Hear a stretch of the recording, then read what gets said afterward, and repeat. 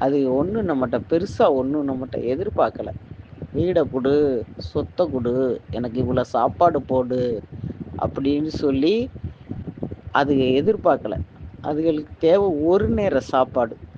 அது கிடைச்சாலே நிம்மதியான ஒரு இடம். யாரும் "ச்சீ போ, நீ இங்கன படுக்காதேன்னு" சொல்லாத அளவுக்கு ஒரு நிம்மதியான ஒரு இடம்.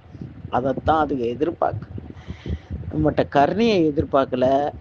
அது எதுவும் எதிர்பார்க்கல. அதுகள்ட்ட என்ட்ட அன்பு மட்டும்தான் இருக்கு. ஏராளமானது இருக்கு. என்னையால அது மட்டும்தான் உங்ககிட்ட நான் விசுவாசத்த காட்ட முடியும்னு சொல்லி காட்டுற ஜீவன், ஒரு துளி விஷம் கூட கலக்காத தூயமான ஒரு அன்புனா, அது அதுக கிட்ட மட்டும்தான் நம்ம எதிர்பார்க்க முடியும்.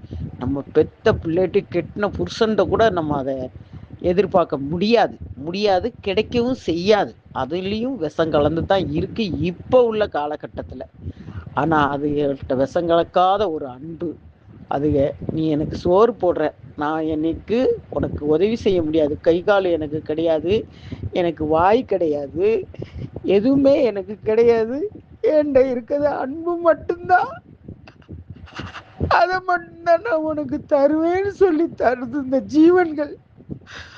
உண்மையான உணர்வு இருக்க யாரா இருந்தாலும் நான் சொல்றேன் உங்களுக்கு, எங்களுக்கு நிரந்தர தீர்வை நீங்க ஏற்படுத்துங்க. என்னடா இந்த அம்மா அப்படி சொல்லலான்னு நினைக்காதீங்க. கண்ணால அவளை ஜீவனையும் நான் பார்த்து அவ்வளத்தையும் நான் வயிற்றுக்கு கொடுத்துட்டு நான் வந்திருக்கேன். இனி எனக்கு தூக்கம் வராது. இது ஹைகோர்ட் வரைக்கும் நான் கொண்டுட்டு போய் அவளை நான் ஜெயிலுக்குள்ள அடைச்சி, மித்தவங்க கேஸ் போடுங்க, போடாம இருங்க, அதை பத்தி எனக்கு தேவையில்லை. இது ஏன் திருப்திக்காண்டி ஹைகோர்ட் வரைக்கும் அவ்வளோ மீடியாவையும் நான் கொண்டுட்டு போய் அதில் சேர்த்து அவளை ஜெயிலுக்குள்ள உள்ள தள்ளி, அவள் லைசன்ஸே தமிழ்நாட்டு ஃபுல்லாக அவள் எடுக்கக்கூடாது, அவளை எடுக்க விடவும் மாட்டேன். அந்த அளவுக்கு என் பிள்ளை ஒவ்வொன்றையும் நான் அவ்வளோ பாதுகாத்து ரோட்டில் உள்ளதுகளை நான் வச்சிருக்கேன். அந்த ஜீவன் எப்படி துடி துடிச்சு அது செத்துருக்கும். அது வாயில எவ்வளவு ரத்தம் வந்திருக்கு தெரியுமா உங்களுக்கு? என்னால பார்த்தவன் நான். அவ்வளவு வைத்தறிச்சலா இருக்கு.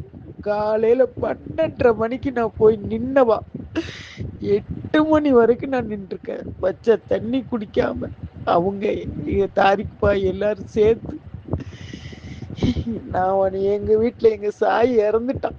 அவனுக்கு அடுத்த மாசத்தோட 1 வருஷம் ஆகுது. அவனை நாங்க தெய்வ போட்டா வச்சு கும்பிட்டுக்கிட்டு இருக்கோம். நான் போகையில எங்க சாய்கிட்ட சொல்லிட்டு தான் போனேன். சாய்மா, அம்மா போறேன், உன் எனத்துக்கு ஒரு வழிய காட்ட மாட்டேக்கே, நிரந்தரமா காட்ட மாட்டேக்கே நான் சொல்லிட்டு போனேன். என் பிள்ளைதான் என்னை கூட்டிட்டு போயிருக்கான். அந்த பிள்ளையோட போட்டோவை இந்த குரூப்ல போட்டு விடுறேன் பாருங்க.